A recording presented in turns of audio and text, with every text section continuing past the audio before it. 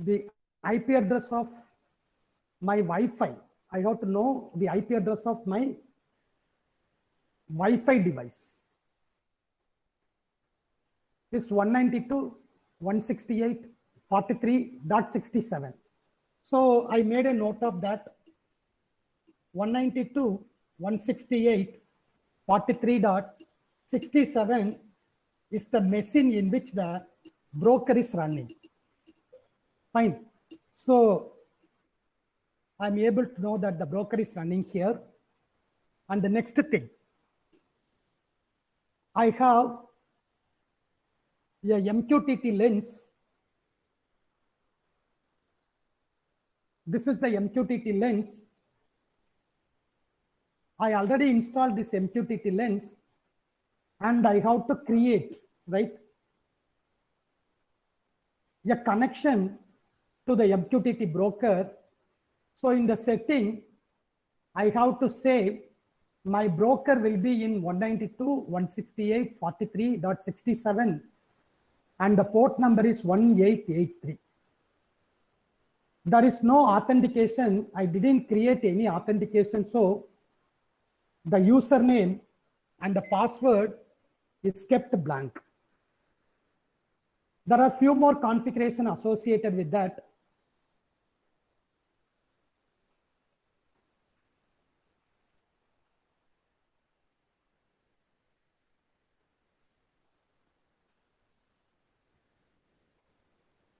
At this stage, right, we are not telling all the informations. We are discussing only the vital informations that you have to give a connection name. You have to tell the host IP address or the name where the broker is running. Okay. So with that, we will close that new connections. And you can see there are two entities. One is subscribe, another is publish. We will come to that after some time. So the software client, MQTT client, is ready with the MQTT lens. Broker is ready with my laptop. One more thing I need, that is another MQTT client. The another MQTT client is provided through a hardware called Node MCU. Clear? So the third unit is nothing but the actual hardware Node MCU. Fine? Okay. Now, I have to prepare the another MQTT client through Arduino program. So for that, I need to load the hardware with the proper program. So I will check that.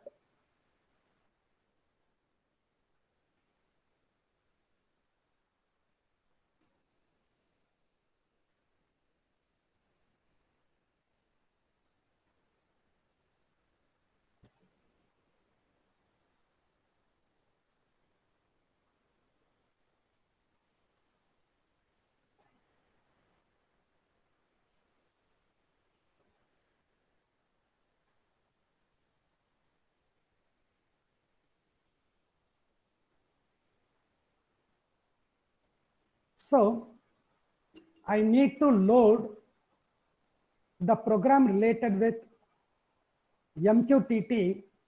So I'm opening the Arduino program WAN MQTT with an Arduino IDE.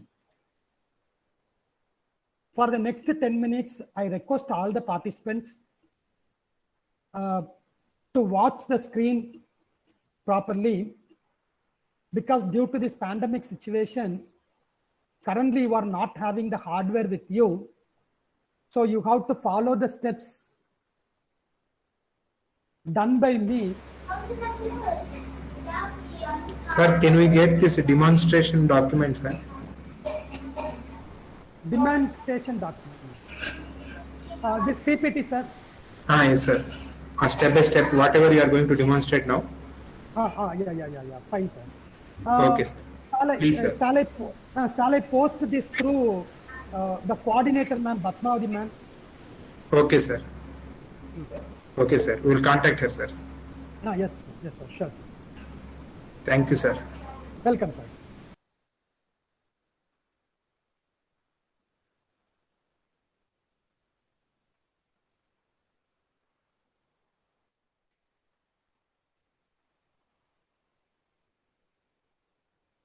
Right. So, I request all the participants to spend the sufficient time here.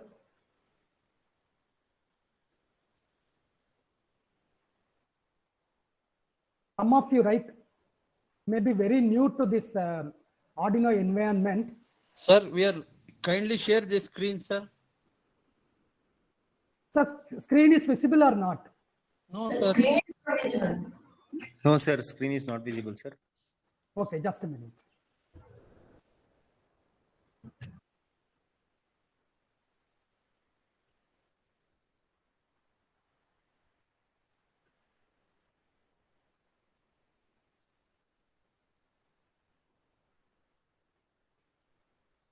Sir, is the screen is visible now? Yes, sir. Sir, do we need to download this WAN MQTT, sir? Sir, currently you cannot do that, sir, because first half an hour, right, I will give the procedure.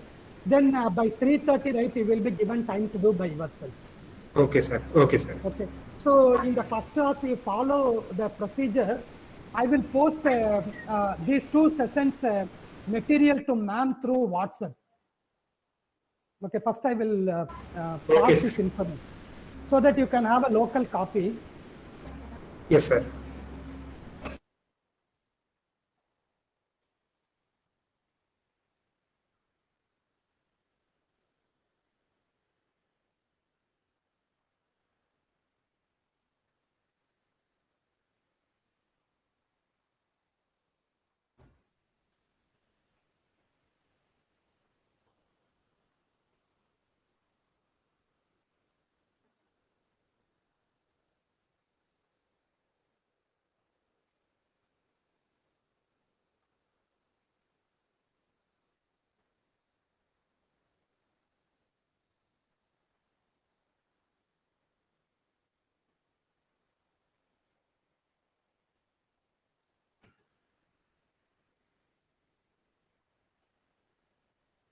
I request the coordinator, ma'am, Batmadi ma'am, to distribute these 2 files to our participants, please. Sir, we have transferred 2 files to the coordinator, ma'am. Yes. They can have a local copy, ma'am, so that we can proceed further.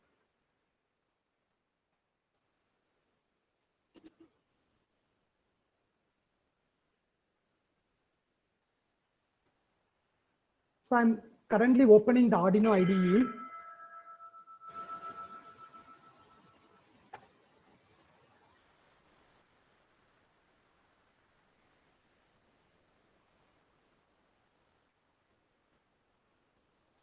Currently opening the Arduino IDE, and first we will discuss about the Arduino code, then we will come to the practical session.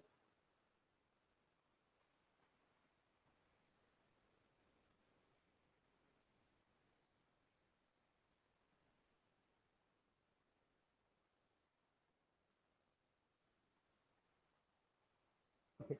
Shall I start? In between, right, you will also get the presentation material with the detailed information. Any one of you please respond. Shall we start our discussion? Yes, sir. Yes, sir. Sir, can you Okay, explain fine. this program, sir? Fine. Yeah, first I will explain the program so that you will get the fundamental idea. Okay, sir. Okay. Whether you are new to the Arduino or you have already experience, please follow the steps one by one. First, we have to include the Wi-Fi header. Next, we have to include the Publish subscriber library BubSub client, and depends on your sensor. For example, if you have temperature humidity sensor, then you have to include that header file also. That is why we had included dht.h. And in the DHT, there are many versions, 11, 22, 33. Which one you are using, right? You have to enable that thing. So define DHT type DHT11. That's all. Next is very important. You have to say what is the credentials of your Wi-Fi network. You have to mention the SSID and the password of your Wi-Fi network. Mine is WAN Wi-Fi, password is DrewPass. So these are all the two information you have to give for your Wi-Fi credentials. Next is, I have to mention where is the MQTT broker. It is running in my laptop. That is why it is 192.168.43.67. Fine. So up to this, it is clear. Next is, I have to create two clients. One is a Wi-Fi client for connectivity. Another is a Publish sub client for the application level connectivity. So I have created Wi-Fi client, BubSub client. Next, I have to mention the hardware wiring. For example, I may wired the DHT11 sensor output signal to the pin number D1 and the LAMP to pin number D0. So all this information depends on my particular wiring has to be given. Next, I have to invoke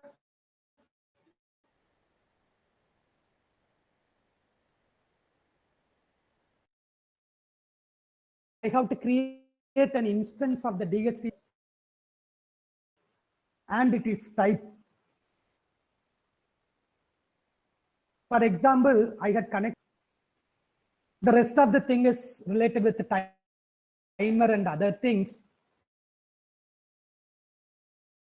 Now we straight away come to the Wi-Fi part. So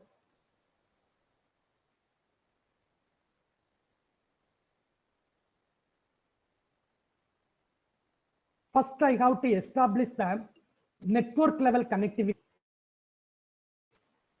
for which I am making use of the Wi-Fi to invoke the Wi-Fi function by saying Wi-Fi begin.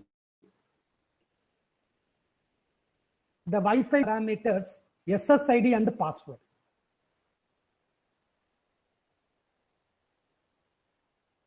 SSID is my WAN Wi-Fi, password is also I had mentioned in the program. So with that, it will try to establish the connection with the Wi-Fi network. Till it gets connected, it will print dot, dot, dot. Once it is connected, it will come out of the loop and you will get an IP address assigned by your Wi-Fi gateway also. Fine. So the Wi-Fi part is over. So far we had covered about the inclusion of header file, the inclusion of the sensor and the sensor wiring diagram, as well as how to establish the Wi-Fi connectivity. The next thing is related with MQTT.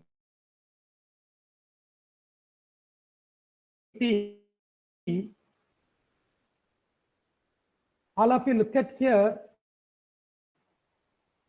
So topic is more important. So the topic will be first pushed by the client. I want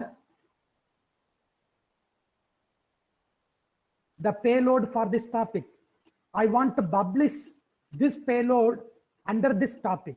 Therefore, the topic is going to play the major role, and the topic will be received character by character, and it will be stored into a string. Here, I have given the name called message temp. Clear? So the message temp will receive one by one, and then that information will be passed on. When the callback is invoked, the string variable topic will be filled with the actual topic pushed by the client. And the next thing is, look at here, in this program, what I did was, can any one of you tell what is the topic name from the code? Can any one of you tell?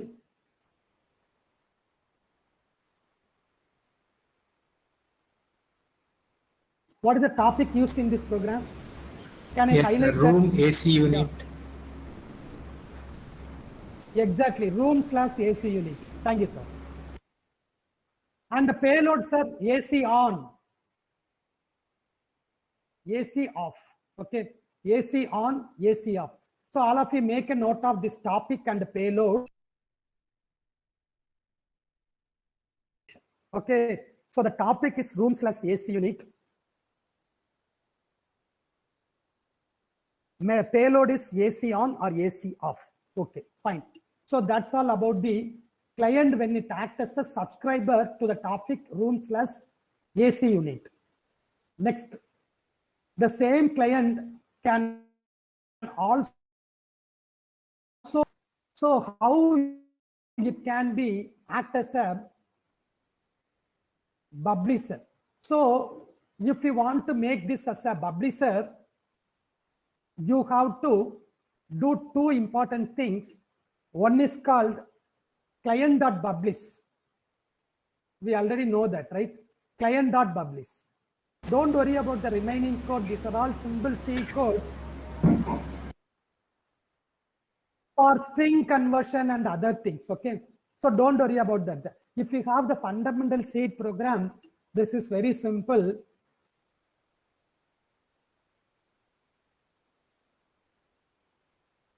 The next thing is you have to publish two important things. One, clear? Okay. So rooms are things which I want to publish. Okay. So for that, I need to fetch the information. That is more important. Yes or no? I need to fetch the information. So look at here, I'm highlighting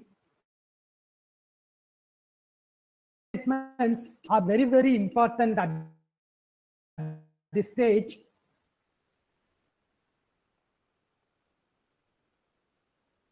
Suppose if I'm having a simple temperature sensor called LM35, make a note of that, LM35.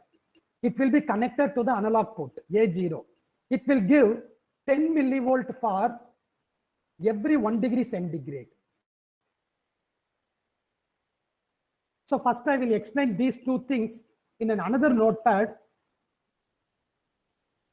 or I can put here itself. The sensor name is LM35.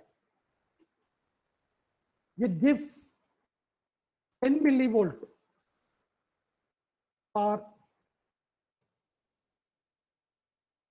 every 1 degree centigrade. Fine. Node MCU is the hardware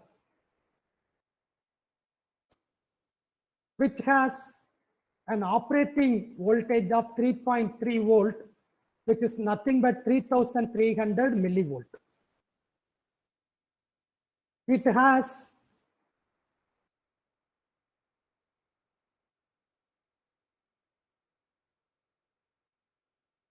ADC 10-bit resolution.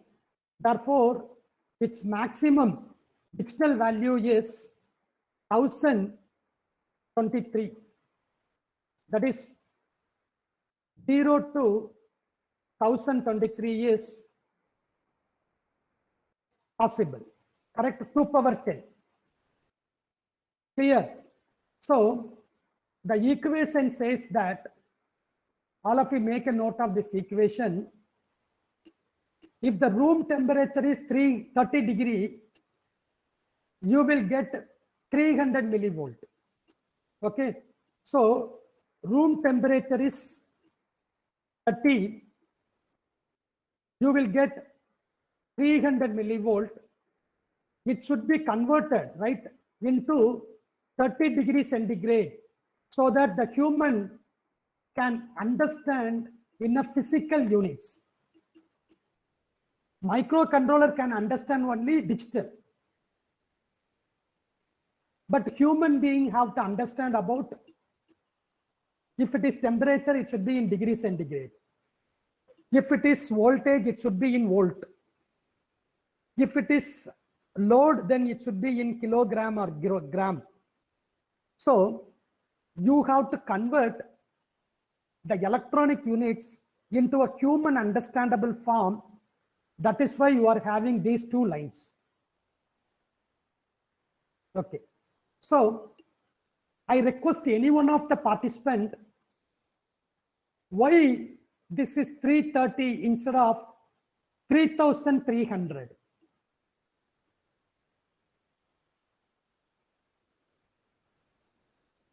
I request anyone to explain this particular sentence, statement, based on these lines. Please, any one of you support me?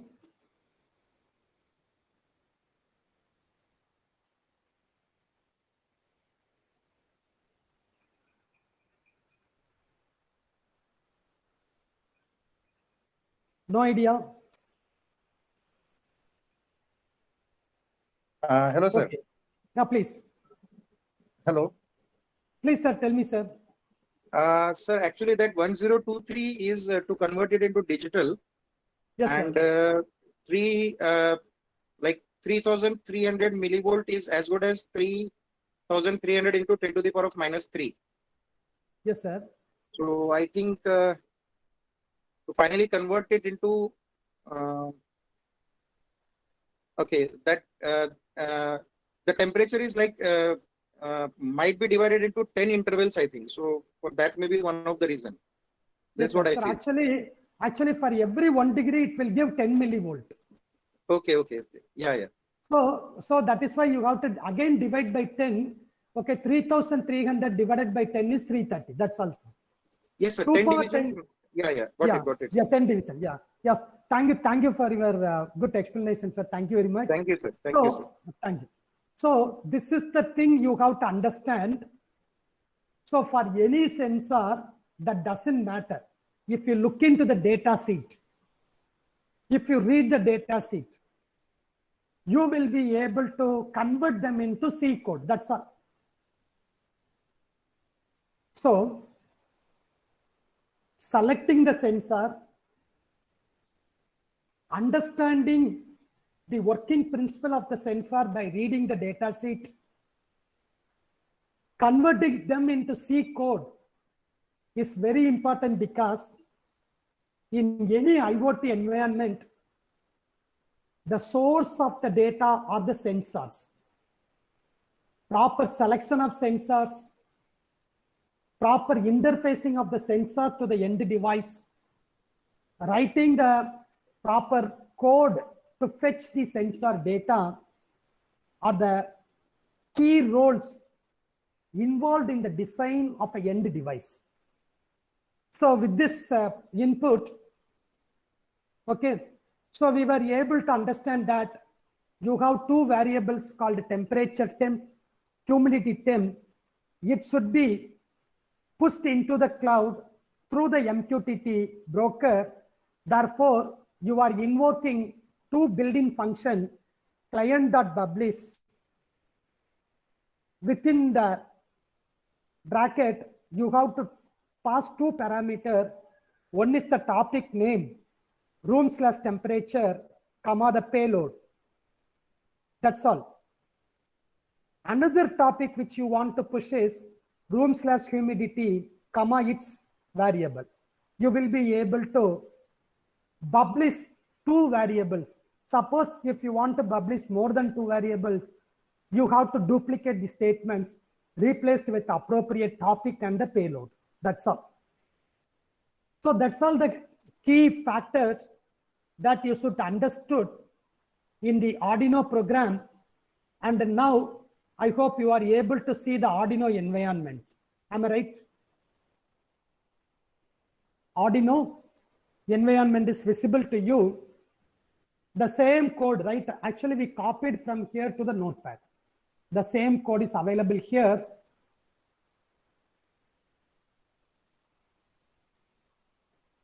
All of you look at here. First, I want to compile this code. So the right button with the tick signal is for compiling. So I will compile and verify whether the code is running properly or not.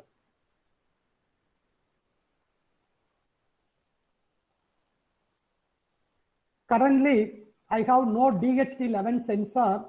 That is why I had used LM35.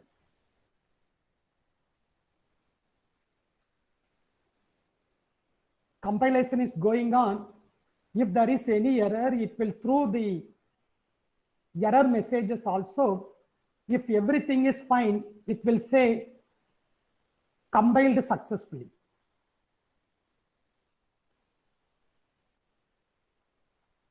As I already told, for this first practice sessions, you should be patient enough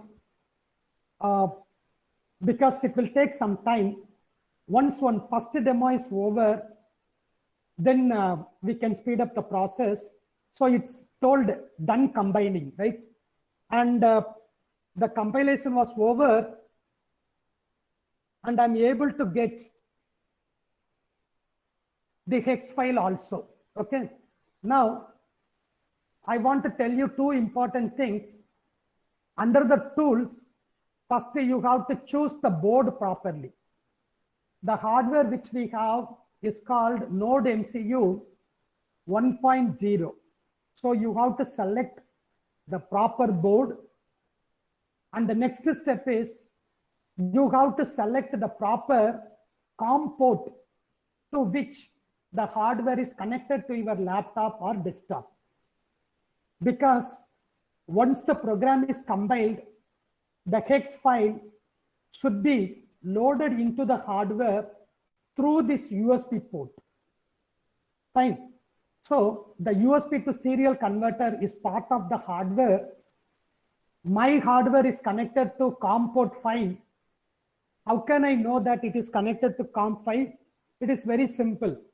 Go to the device manager, go to the COM port, you will be able to see where your hardware is connected. Fine. So I had configured the board. I had configured the port number. I have a working code successfully compiled. The next thing is I want to push the hardware, push the binary code, right? The hex code into my hardware. For that, I have the utility called upload. Okay. So in the sketch also, you can see upload. So when I click the upload,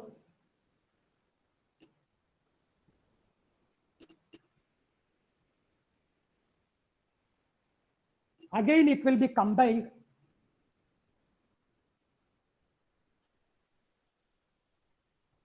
And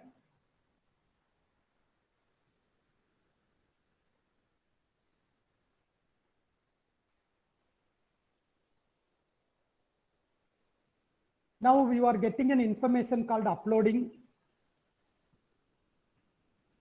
Once uploading is completed, it will say done uploading. So we got the message done uploading, and I go to the debug terminal called serial monitor. In the serial monitor, right, it is trying to connect to the Wi-Fi network. I didn't have an SSID called incorrect. Okay, the SSID available in my system is called WAN Wi-Fi. WAN Wi-Fi. So in the code, I didn't change that. So what I'm going to do is I'm going to give the correct credentials, WAN Wi-Fi, with the correct password. And again, I'm going to upload the code.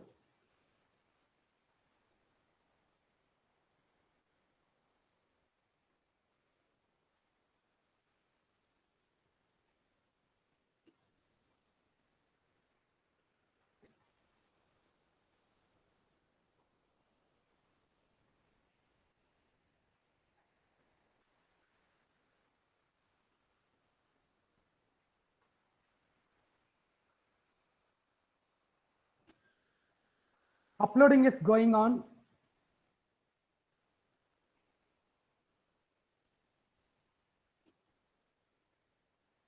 So it says done uploading. I am opening the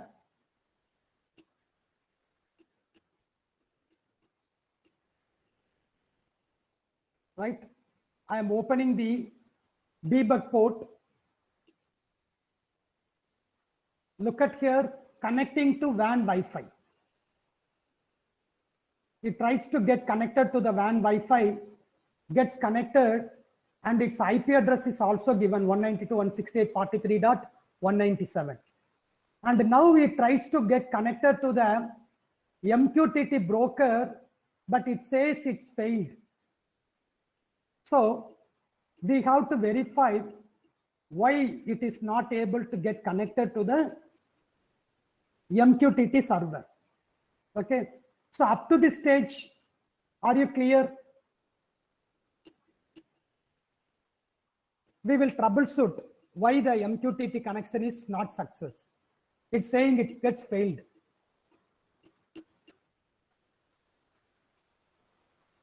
Up to this stage, everyone is fine. Everyone is clear with what you are doing.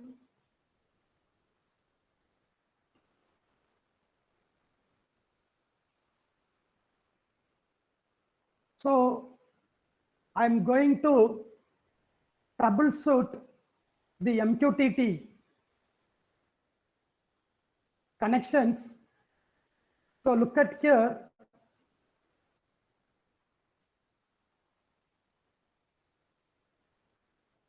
I am trying to run that MQTT in the port number 1883.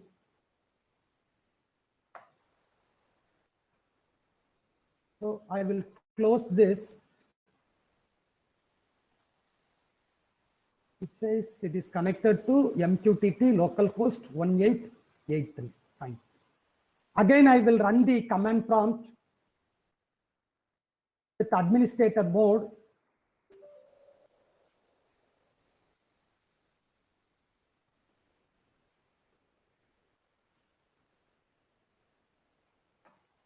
Going to that folder where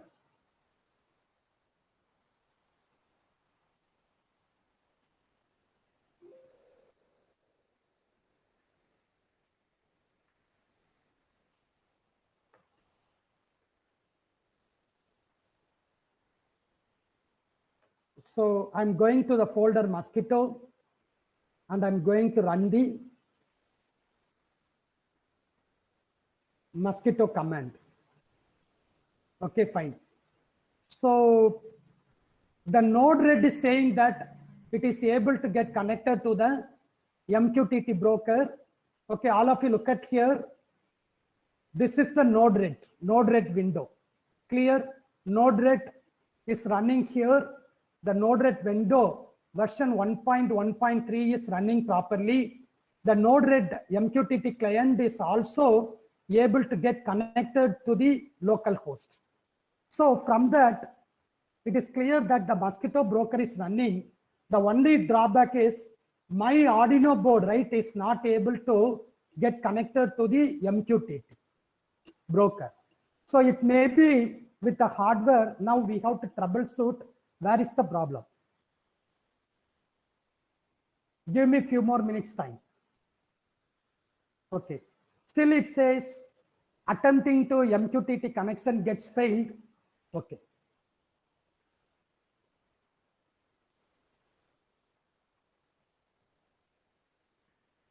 I will check with the coding part of the Arduino whether I had given the proper address.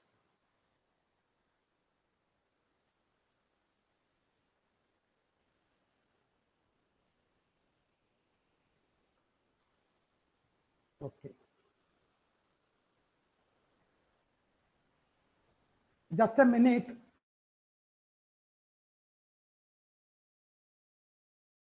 Stop this configuration.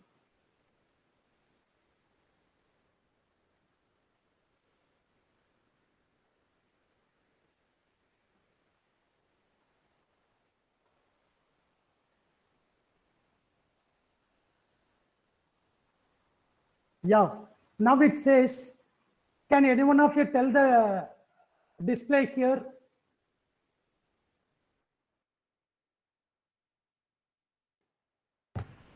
Arduino board is able to connect to MQTT, sir. Yes, sir. Thank you. Thank you. So I hope now you got the problem right. Previously, I had run a virtual private network in the background. Okay, that network could block that connection, MQTT connection. Okay, so since the MQTT broker is running, Node-RED is able to connect it. Okay, hardware program is also perfect. Okay, then only I came to know that the reason may be the VPN, virtual private network, may block my MQTT connection. So what I did, I disabled that VPN network, virtual private network, then it is able to get connected. Fine. So exactly. So now you can see the temperature, okay, and the humidity, the sensor were not connected. So it is throwing some random values, right? If I touch the sensor by my hand, some noise will be generated. Okay, you can see the things, right? The noise will be generated and the noise, right, gets loaded into that. This is, right, this console is a local. Yes or no? This console is purely a local. I want this information should be published into the MQTT broker, and through any one of the client I want to visualize. Okay, what is the client I have? The client I have is a MQTT lens. Fine. So now I'm going to open my MQTT lens. Fine. Can you see the MQTT lens, right, is able to get some message by 244? Are you able to see the temperature is right populated here? If I'm able to connect at least one dummy sensor, for example, I will connect one dummy sensor.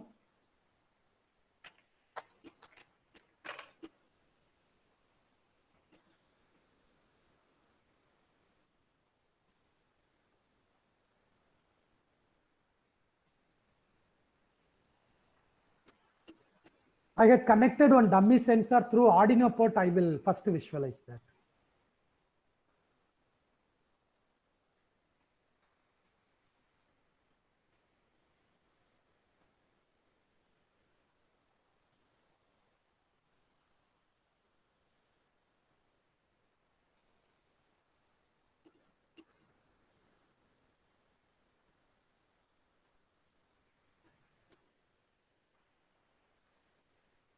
Why it is not able to push any information? Yeah, now it is coming. It says temperature is say 1.29. I want the same information here also. Message is 1.29. Can you see this? Yes, sir. Yes, sir. Okay.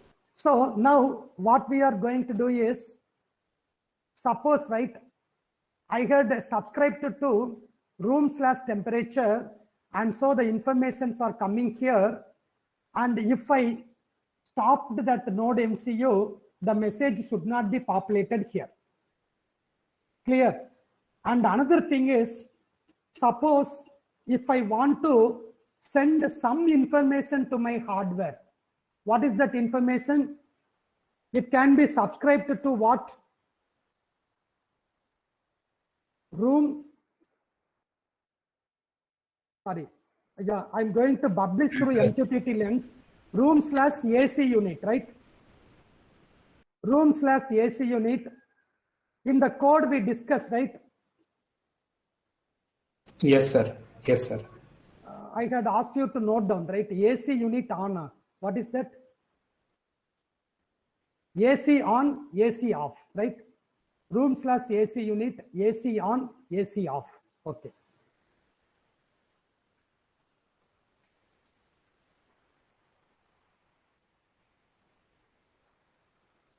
So I want to publish this topic, room/AC unit, and the message, right, is AC on.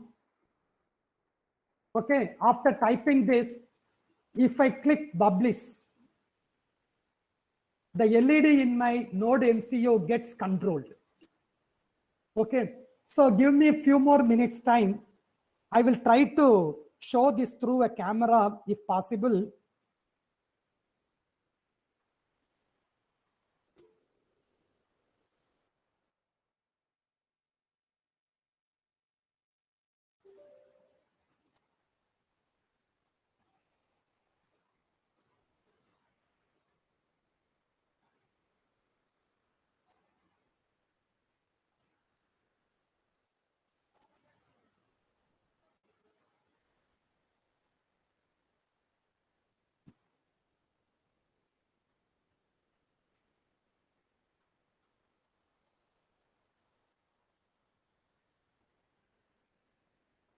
Okay, fine. So I'm able to show the setup to all of you. My laptop is connected to the hardware node MCU. Can you see that node MCU is here? So what I'm going to do is,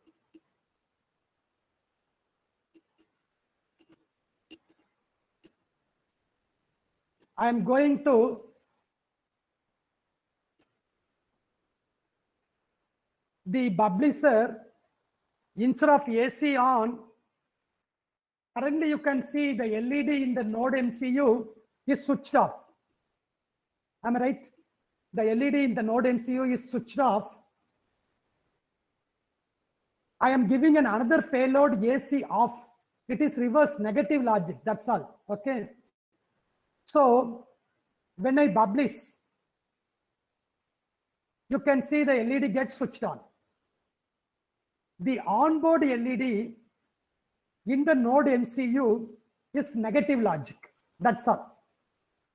So when I say off, it will be on. When I say on, it will be off.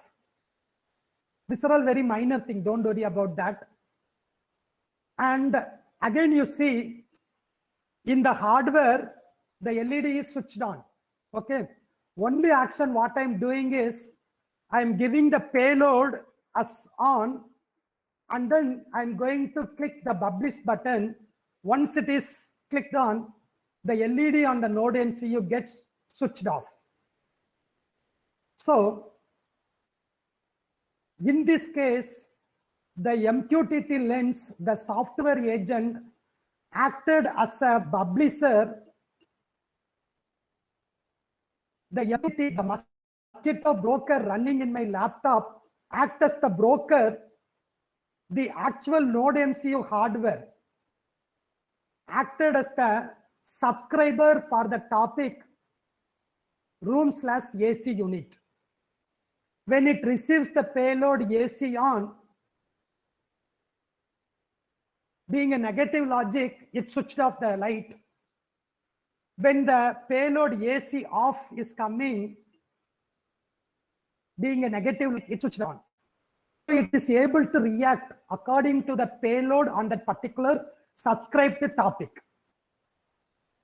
I hope you got the fundamental idea about this, and give me few more minutes time to connect a dummy sensor to this setup, and I will show that Node MCU as a publisher also in detail. Okay, so give me 2 or 3 minutes time.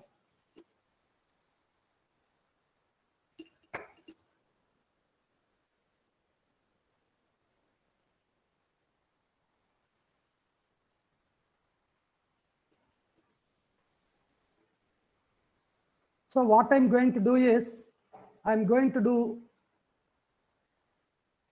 a simple concept here. Instead of this conversion, right, I will straight away send the data. I try to push this and try to understand what is coming here. Dummy sensor instead of the actual DHT sensor. Actually, our college was also under lockdown, and we were not permitted to enter into the campus. Only the people residing there are permitted to stay inside the campus. So for me also, right, I'm not able to get the additional hardware with me. I am managing with the Node MCU available with me only.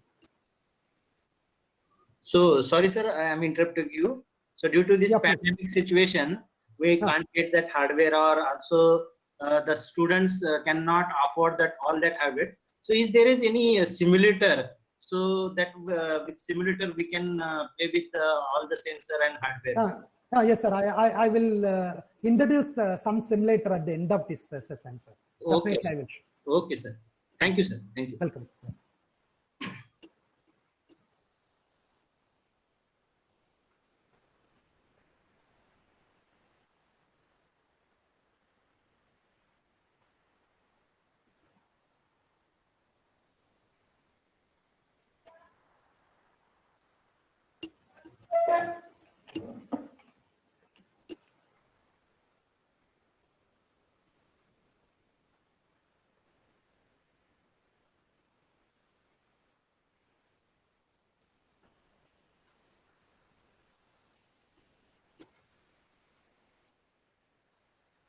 Okay.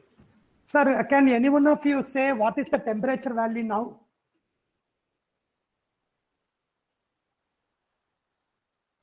In the screen, you can see. Is it readable?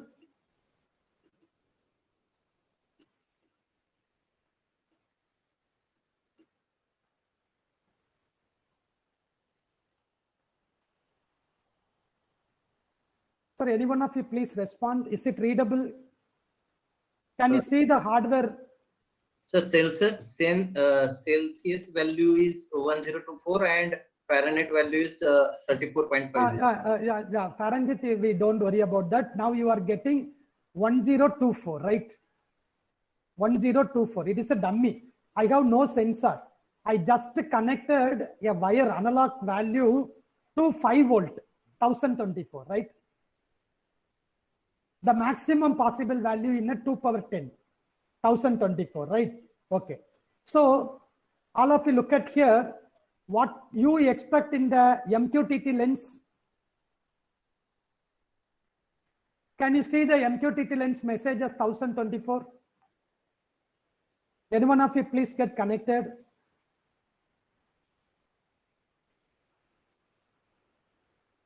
Can you see the value in the MQTT lens 1024?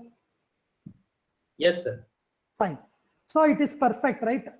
The hardware Node MCU is able to publish this value.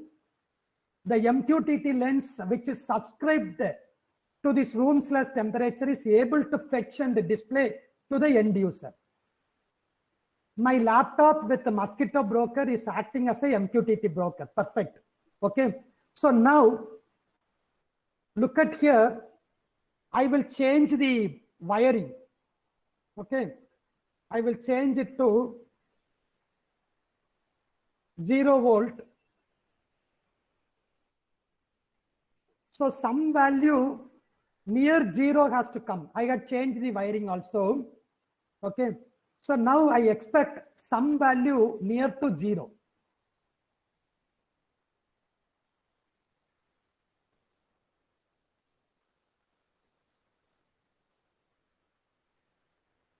Since there is no sensor, what I did was I simply connect them to VCC and ground. Got it? VCC will give the maximum value 1024. Ground will give a minimum value near to 0. Okay, there will be some error, right? Even in our first year, right? The drafter, mini drafter, we will adjust with that error, right? So similarly here also, there will be some error which will be corrected when the sensor is calibrated. Now it has an error. Instead of 0, it is saying 5. And if you go to the MQTT lens also, we can see the message, right, is now 5 or 4, very near to 0. When it is connected to the VCC, it is the maximum possible value 1024. When it's connected to 0, it shows the minimum possible value, very near to the 0 range.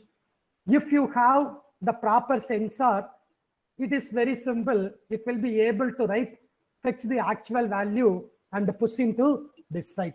So with this, I will give a 2 minutes break for you to throw any questions related with this practical concept before moving further.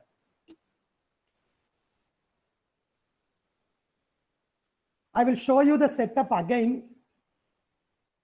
So all of you look at here, the laptop is connected to the Node MCU through an USB cable, and the Node MCU, right, is having onboard 2 LEDs and 1 user switch also. One user switch is also there. This is an onboard LED building. One more LED is at the top. And you can see there are 2 switches, both sides to the USB cable. One is for reset purpose, another is for the user purpose. So I will be able to share all the necessary information related with this Node MCU program and other things also. Fine. So 2 minutes break for you to throw questions related with this practical session before moving further.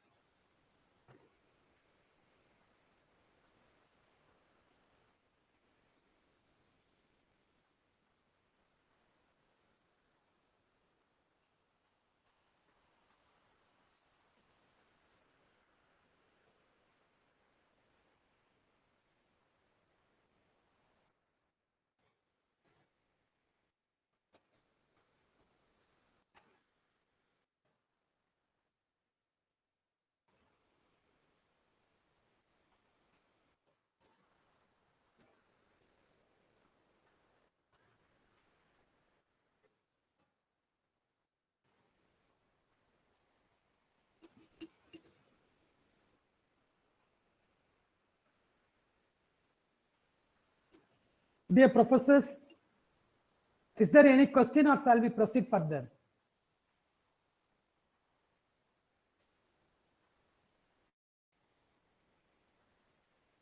Am I audible? Am I connected?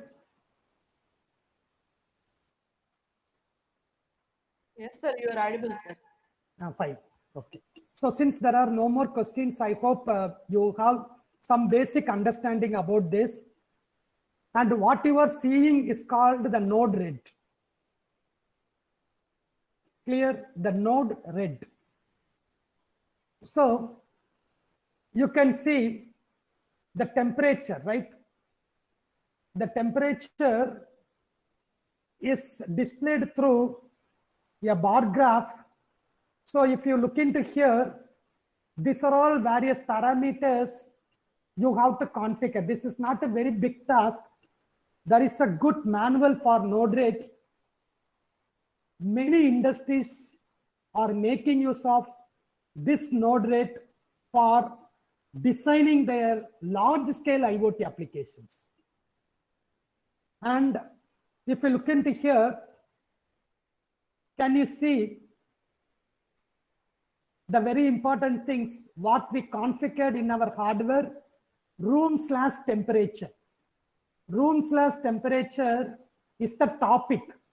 Okay, so this MQTT node has to be properly configured with the topic, the quality of service. There are 3 quality of service, QoS 1, 2, 3. You can read them in the theory part. So this is the way you have to configure the MQTT end node. This is an MQTT end node, which is configured with that particular topic. And for the display, you have different options. For example, in the dashboard, right? If you go, you can see a lot of things available in the dashboard. Fine. If you want gauge, you can take. If you want the bar chart, you can take. Whatever. If you want the text, you can take.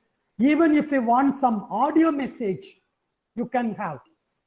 So audio, video, image, whatever it may be, all the different types of notification forms are available in the dashboard in the Node-RED. We had given 3 URLs.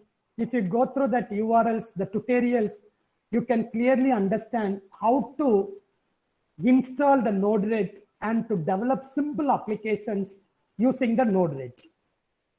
Fine. So if you move further, look at here the room humidity. So the room humidity is here. That MQTT client is configured with the topic room/humidity. And the user interface is gauge. You can choose according to your wish. So the gauge will have what is the minimum value, what is the maximum value. When it values exceed some threshold, what color you want to display. So you can make a wonderful UI design using the Node-RED. So to conclude this session on this MQTT practical, I hope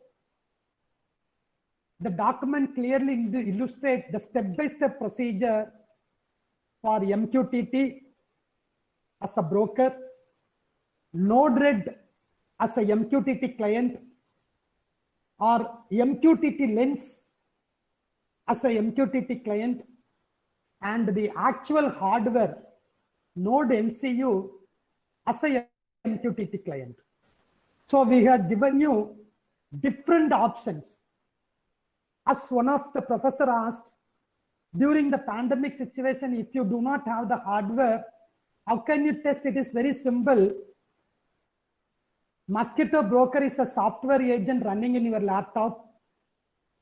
Node-RED is a software running in your laptop. The MQTT Lens is also another software running in your laptop. Fine. So Node-RED as one client, MQTT Lens as another client, Mosquito Broker as a MQTT broker. You can do some practice and experience with an IoT projects. And if you want to have some good network experience, you can deploy the Node-RED in your mobile phone, Mosquito Broker in your friend's laptop or in any one of the PC available in your home, and the MQTT Lens in another PC or laptop. Connect all of them through the single Wi-Fi network. You can experience a simple smart home IoT applications or anyone IoT applications of your interest. So with this, okay, I will conclude this practical sessions with the MQTT, making use of Node-RED, MQTT Lens, Mosquitto Broker, and the Node MCU. Any feedback or any comments from your side before moving to the next half an hour theory session? Now the time is 3:07, 3:08. By 3:10, we will discuss about the CoWAP and the WebSocket. Okay, and after a tea break, we will again have a practical session on the cloud interface with ThinkSpeak, and one practical with WebSocket also.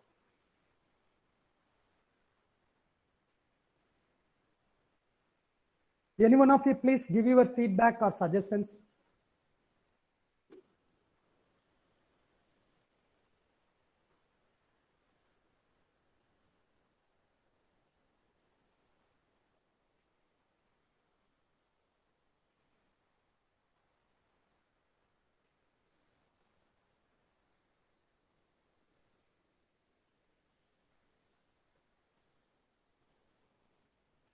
Is it fine?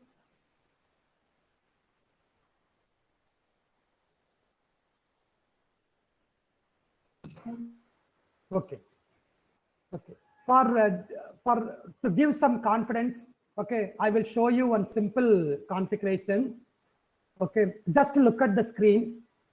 You have a switch, fine, and you want one MQTT device connected to this switch. Am I right?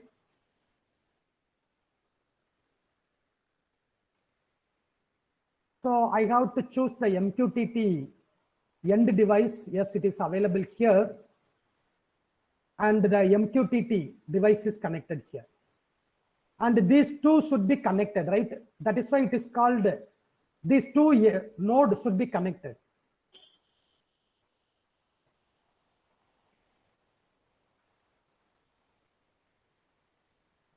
Fine, gets connected. Okay, now all of you just look at here. I'm going to configure the switch. Okay, so I can give a label switch. What is the payload I will give? It is a string, right? So string, and the string is AC on. The offload pay is also a string that is AC off. Fine. So everything is done. The switch is configured properly. Now the switch has to be connected to a MQTT device. So I'm going to configure the MQTT. Where is the broker running? The broker is running in the local machine 192.168.43.67. I already configured that broker. So now I have to say what is the topic. The topic is room/AC unit. QoS, I give the best quality of service too. And if I click done, that's all. The Node-RED for publishing the status of the switch is available to you. So in that way, you can configure your end user applications within few hours.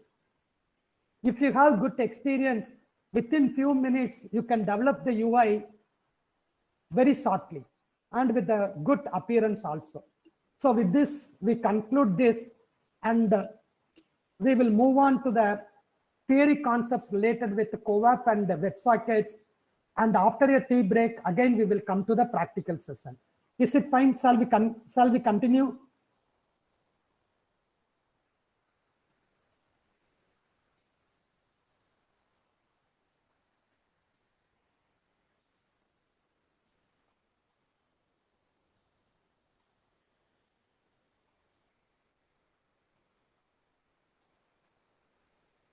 Okay, fine.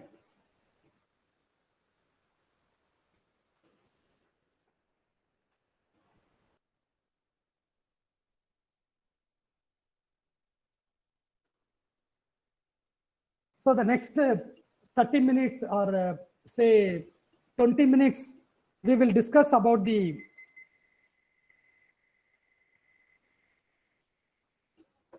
CoAP and the WebSocket. CoAP is a constrained application protocol which is defined in the RFC 7252. It is mainly used for constrained devices. The CoAP is a request response paradigm, whereas MQTT is a publish subscriber. MQTT requires a central broker. CoAP is a one-to-one. CoAP is mainly for giving a comfort zone with the people who already work with the web development using the HTTP. You can say CoAP as a minimized version of HTTP, lightweight HTTP. It is a simple protocol with low overhead, specifically designed for constrained devices such as microcontrollers. You need to understand what is called endpoint, what is called sender, what is called recipient, what is called client, what is called server. Many things you have to know about that. So look at here.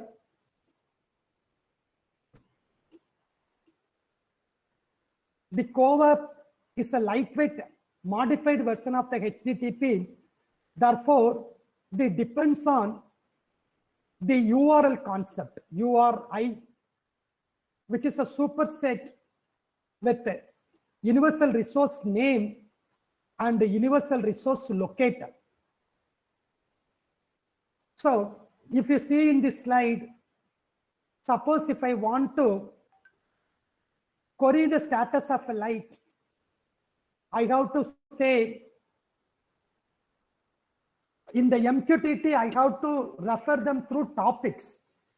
The topic may be like this: ASE/CBE/2F/MWN/Lab/light.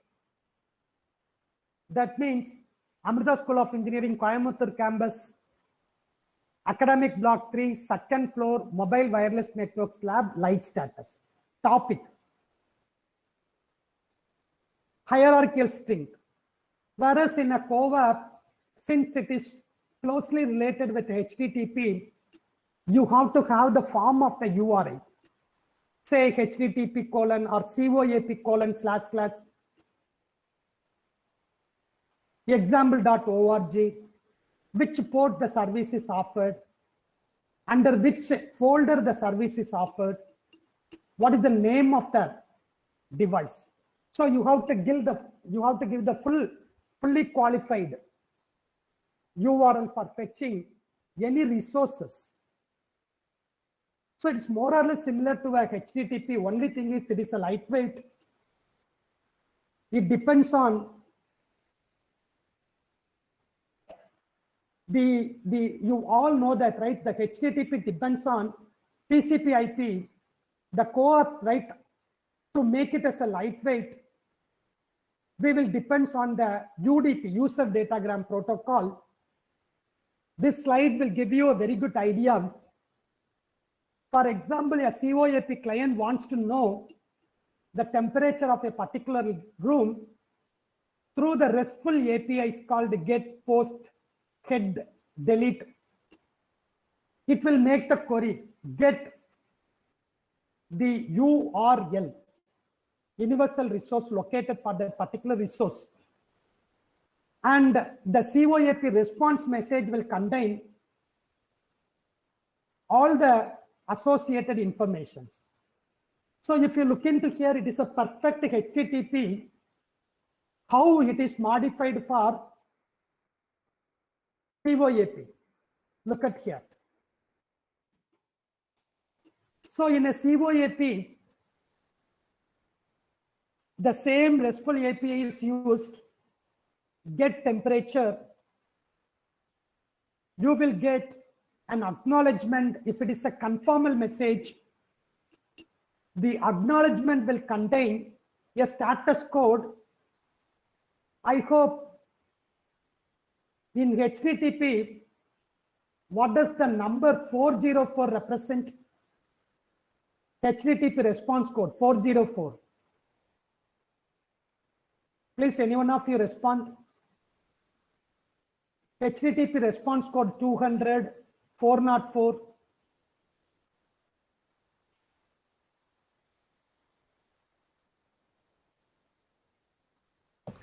Four not for file not found, sir.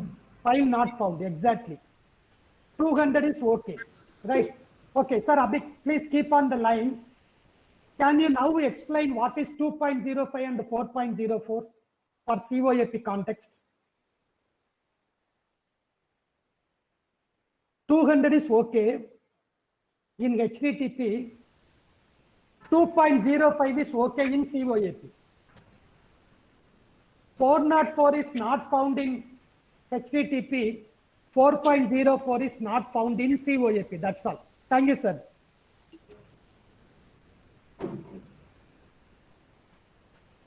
Sir, in COAP 4.05, sir, not found. 04, not found. Yes, sir. Okay, sir. Okay. So it is more or less very similar to HTTP. Only thing is it is designed for constrained devices. That's all. Lightweight. How you can say lightweight? I will show you one simple example. Transfer data, very small amount of data, sir. The header is very, very small in size. Okay. Okay, that is why we say it is a lightweight. Okay. So now look at this screen, you will get much more idea. The client, COAP client is asking what is the pressure of a boiling unit. Okay. So the boiling unit is saying, I received your request, but not able to fetch the value currently. So look at the acknowledgement. Acknowledgement contains only acknowledgement ID. There is no payload. Am I right? Yes, sir. After Yeah. some, yeah, Sir, after it means, some, client is able to successfully connect server. yeah, exactly, sir. It is successfully connected to the server, but server is not ready to furnish the information. Yes, sir. Okay, so after some time, the server is able to get the data, okay, without waiting for the request from the client, it will be able to create the connection. Can you see that the server Yes. is now, yeah, that is the advantage of COAP compared to the HTTP. In a HTTP, if a request is failed, that's all. Again, you have to make a request. But in COAP, the request will be kept in mind. Once the data is ready, the server will make the connection, okay, and then push the payload. The payload is 1000 HPA. HPA is the unit for pressure. Yes, sir. Great, sir. Great. So, in that way, the traditional request response paradigm is maintained for the constrained devices. That is the advantage of CoAP protocol. I hope, right? You all know about the need of that. So to make a relationship with the request and response, we have one more field called token ID. So the token ID is used to relate that this payload is for that particular request. The request will contain the parameter. What is the pressure? What is the temperature? What is the heartbeat? What is the sugar level? So through the token ID, you can relate the payload to the requested parameter. So that is the advantage of the COAP. And now we come to the concluding part of the COAP. Remaining theory part, you can look into the offline. So first you have to discover what are the sources available behind your COAP server. So the client will make a request, get well-known code, CORE. CORE stands for constrained resources environment, CORE, constrained resources environment. So behind the COAP server, what are the resources available? I want to know that. So how the client knows that? By making a connect request with the get message. So get dot slash well-known slash core will be from the client to the server with response to this request. The server will furnish all the resources list available that are served by that particular server so that the client can understand these are the services interested to me, I can make use of it. Look at here,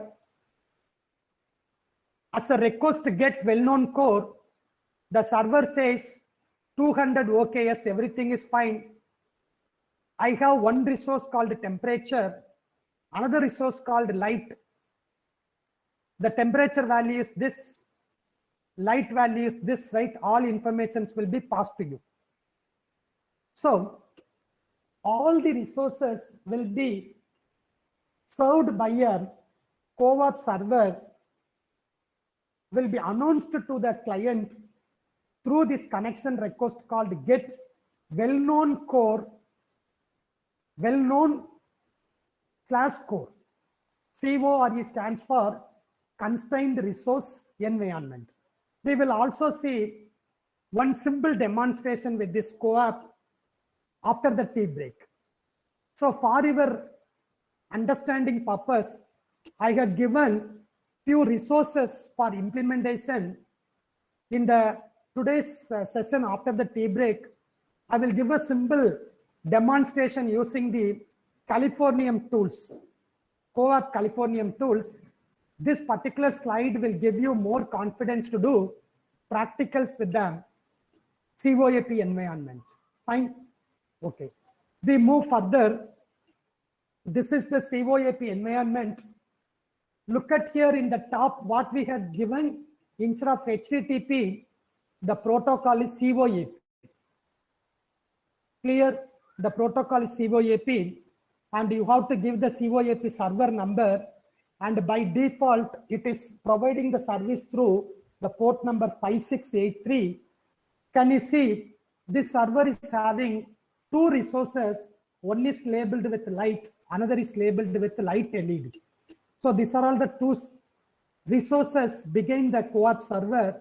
So you can either know the status or you can control the lights, whatever required.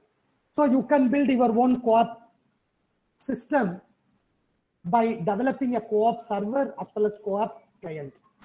So that's all. This is the setup, the demo setup environment.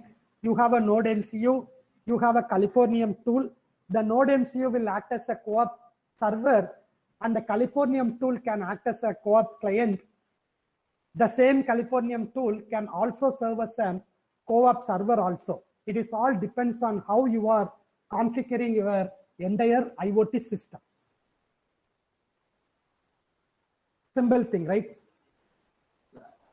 The commands are similar to your RESTful API like get, post, put, delete.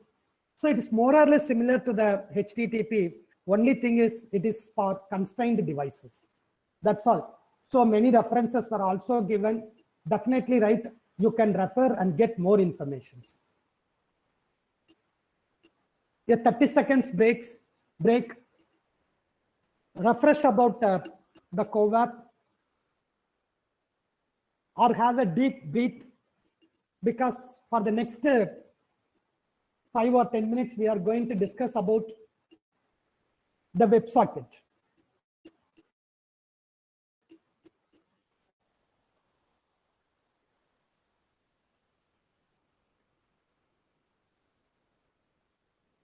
You have 15 more minutes, sorry, 15 more seconds. Just relax.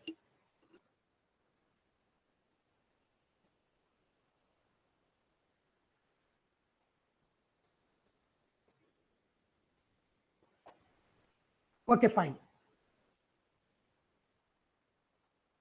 So we already discussed about MQTT, CoAP. Now we had introduced the WebSocket. WebSocket is very powerful. It is a low latency, full duplex, long running single connection. This table will give you an idea about the difference between HTTP and WebSocket. Why we need to go for WebSocket? It is a full duplex. That is, client can communicate, client can initiate connection. Similarly, server can also initiate connection. WebSocket is a bidirectional. In a traditional HTTP, the client has to make a request, then only the server will respond. Whereas in a WebSocket, whenever some new information is coming, the server can, without waiting for any client request, it will push the information to the client. That is the major advantage of WebSocket. And another thing is, when a response is given. Sir, we have, sorry to interrupt, sir. Yeah, please. Similar advantage is offered by CoAP, no, sir? Yeah. Once But the server yeah, in the CoAP, okay, what you are discussing is when you make a connection request, at that time, if the server is not able to furnish, it will store the token ID. Once the thing is available, it will respond to you. Okay. But in Yes, a sir. WebSocket, the client need not make any connection request. Okay, sir. Okay, sir. So once some data which is of interest, it will automatically push to all its WebSocket clients. I will show you one demonstration after the tea break, right? So that you can understand the difference between CoAP and WebSocket. Yes, sir. Yeah, thank you for that query. Yeah, thank you. So the next thing is HTTP is not suitable for real-time monitoring. Okay, one simple question. If you want to partially load the web page in a Cricket commandery, what web technology is used? Can anyone guess? Cricket commandery update web page.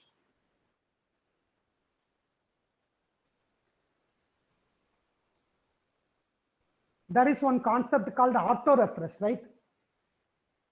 You can configure. What it is, sir? Auto refresh is, say, if I say auto refresh 60, every 1 minute, right, it will automatically, the client, right, on behalf of me, the client will send a request and get response, called auto refresh. Ajax, sir. Ajax is used mostly. Exactly. Thank you, sir. Thank you. So the next slide is Ajax. So the web page containing Ajax will partially load the dynamic content. All the static will be retained. That is a good advantage of Ajax. But the disadvantage of Ajax is also the connection is closed after each request.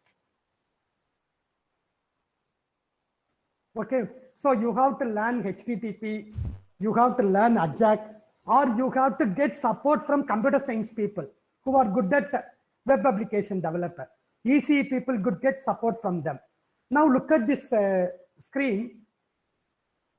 Here, in a HTTP, the client has to ask the server, is there any message for me? Then the only server will say, yes, you have some message. It was come 2 o'clock, right? Now only you are asking, this is the message for you. Actually, the guy said hello for the opposite party at 2 o'clock. But the opposite party made the request only by 2:30. After this request, only the server says, yes, I have a message for you. This is the message sent by, say, Ram or Ganesh. But in a WebSocket, immediately when the Ram says hello to Ganesh, without waiting for any request from Ganesh, the WebSocket immediately puts the information to Ganesh.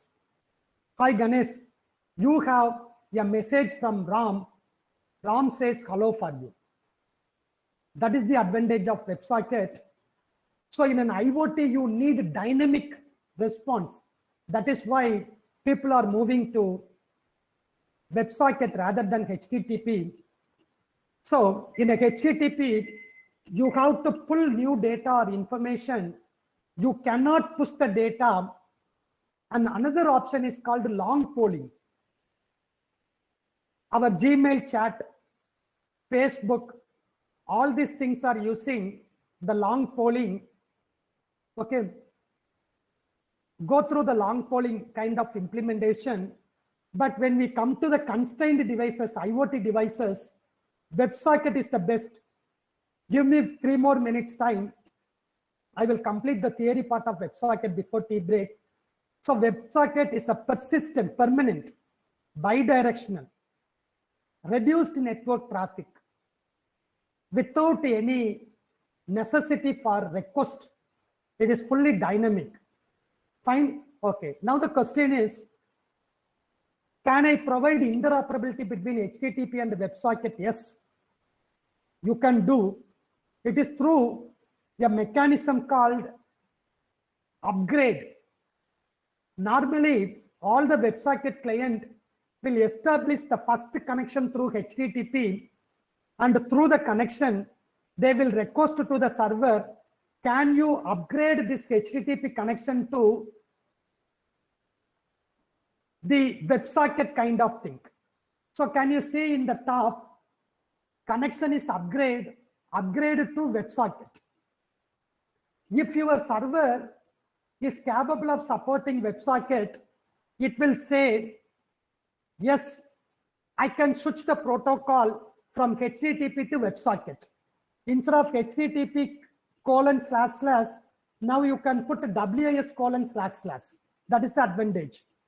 So what is the response code? 101. 200 is okay. 101 is a very special code called switching protocol. So the HTTP is switched to WebSocket. Further communications will be done through WebSocket. What is the port number? WebSocket port numbers are similar to the HTTP port number. The only advantage is the HTTP header is only 2 to 6 bytes long, whereas the HTTP is having minimum 200 bytes to 2000 bytes. It is only 2 to 6 bytes. For every packet, you can save 100 times or 200 times of the header size. Imagine the things. For every packet, you are saving 100 times in the header size itself. That is another advantage. That is why you have to move on to the WebSocket for the constrained IoT devices. So the next question is, can I provide secured WebSocket? Yes, like a HTTP integrated with the TLS, what is called HTTPS. Similarly, you can also integrate the TLS with WebSocket. That is called WebSocket Secured. WebSocket Secured is also possible. So the best thing is, most of the IoT devices deployment, they will move their application layer protocol from HTTP to WebSocket. And this is the demo environment. And after the tea break, we will have a simple demonstration with the CoWAP WebSockets. And then we will also discuss about the integration of the hardware unit with the cloud. The cloud will be ThinkSpeak.